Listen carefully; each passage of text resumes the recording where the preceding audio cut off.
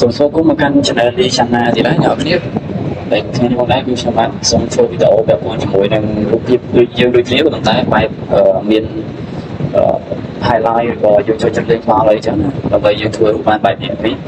បាទឥឡូវនេះក៏វាធ្វើឲ្យខ្ញុំនឹងចង់អស់សំណើទៅលើរូបភាពខ្ញុំវិញទៀតបាទ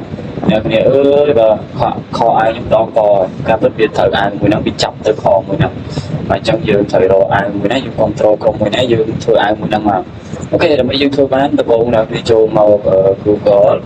យកមកដាក់វាខំទៅវាយពី AI មកវាយពី AI មកពី AI ប៉ុណ្ណឹងមកយើង enter មក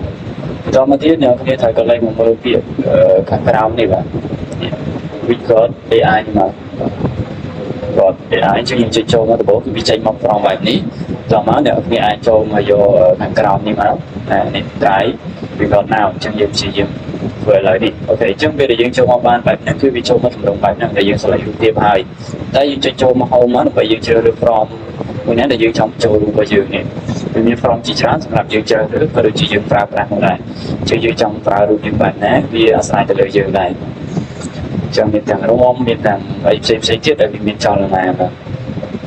ជាងខ្ញុំសូមរករូបណាដែលរៀងតាក់ទាញបន្តិចបាទអូខេខ្ញុំជាយើងមើលរូបតទៅមើលនេះគឺរូប Messi កប៉ាល់ស្អាតតែតែបាទមិន Messi ទីកន្លែងនេះគឺតែមានយើងមកតែប៉ុន្តែយករូប Messi មកដាក់គឺ Messi តែម្ដងបាទអញ្ចឹងយើងចូលមកកន្លែងនេះទៀតយើងមើលរូបអូខេខ្ញុំគិតថាខ្ញុំពេញចិត្តរូបមួយនេះអូខេយើងដាក់មកបាទតែគេរូបនេះតែរូបមួយនេះយើងជាយើងខ្ញុំគិតថាមិនដាក់រូបផ្សេងមកដាក់បាទឥឡូវខ្ញុំដាក់use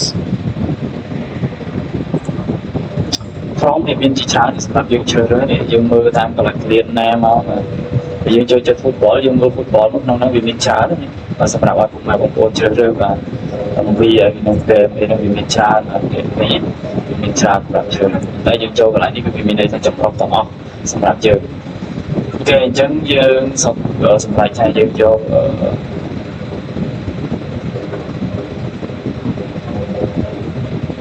សម្រាប់ទៀតបាទ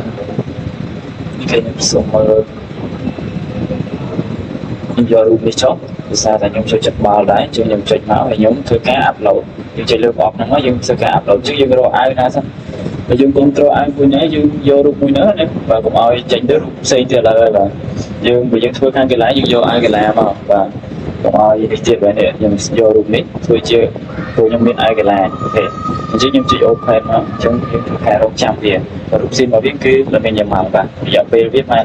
12 second ឬក៏12វិនាទីហ្នឹងឯងអូខេឥឡូវយើងធ្វើការរកចាំហើយយើងចុច generate ទៅវា generate រូបនឹងបន្តទៅទៀតឲ្យយើងហ្នឹងអូខេអញ្ចឹងយើងធ្វើការរកចាំបន្តិចដើម្បីឲ្យវាបន្តតែឲ្យយើង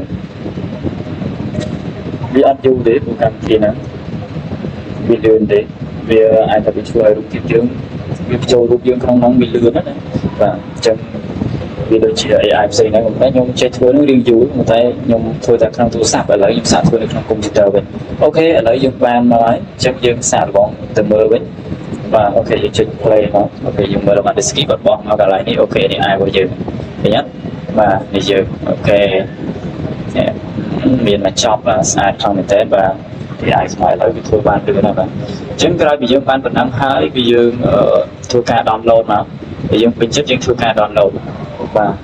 អញ្ចឹងយើង download មកអូខេ download មកវានឹងធ្វើការ download ឲ្យយើងវាជិត5 MB អូខេនៅវានឹងជាប់ logo នៅក្នុងហ្នឹងអញ្ចឹងខ្ញុំសូម screenshot មួយសិនដើម្បីយកទៅប្រើប្រាស់អូខេយើងមានប៉ុណ្ណឹងហើយវីដេអូខ្ញុំក៏មានតែប៉ុណ្ណឹងដែរបាទអរគុណច្រើនយើងជួបគ្នានៅវីដេអូក្រោយបន្តទៀតបាទអរគុណ